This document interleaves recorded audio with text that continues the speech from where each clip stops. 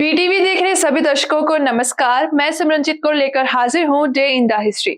आज की day in the history में हम बात करेंगे उस दौर के बारे में जब अंडमान और निकोबार आइलैंड भारत का हिस्सा बना था और तब अंडमान को शहीद और निकोबार को स्वराज का नाम दिया गया था। ये बात है 6 नवंबर 1943 की, जब जापान ने अंडमान और निकोबार आइलैंड को भारत को सौंप दिया था। वो यादगार दिन जब अंग्रेजों को खदेड़ने के बाद नेताजी सुभाष चंद्र बोस ने अंडमान और निकोबार आइलैंड की बागडोर संभाली थी। साल 1942 में अनगिनत कुर्बानियों और अनेकों वर्षों संघर्ष करने के बाद भी स्वाधीनता के सूरज की लालिमा भरी एक किरण भी नसीब नहीं हुई थी। उन दिनों द्वितीय विश्व युद्ध छिड़ चुका था, जिसमें जापान ब्रिटेन के खिलाफ लड़ रहा था। इसी बीच नेताजी सुभाष चंद्र बोस ने एशिया के विभिन्न देशों में बसे भारतीयों का सहयोग लेकर आजाद हिंद फौज को संगठित कर दिया।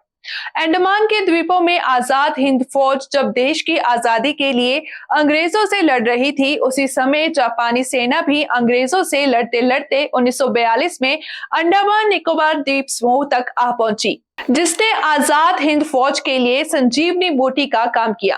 भीषण संघर्ष के बाद 23 मार्च 1942 को जापानी सेना ने अंडमान के द्वीपों पर अपना कब्जा कर लिया।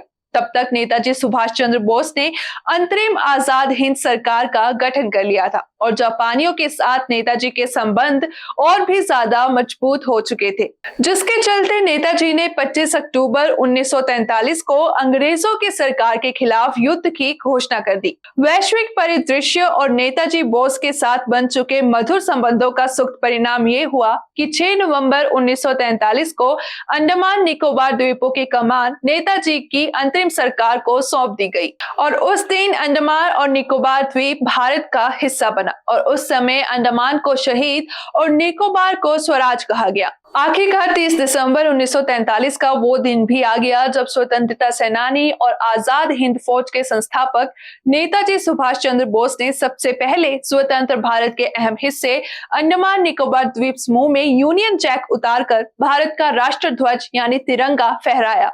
आज की डे इन द हिस्ट्री में इतना ही। फिर से हाजिर होंगे नए इतिहास के साथ। आप देखते रहिए BTV. Be positive, be yourself.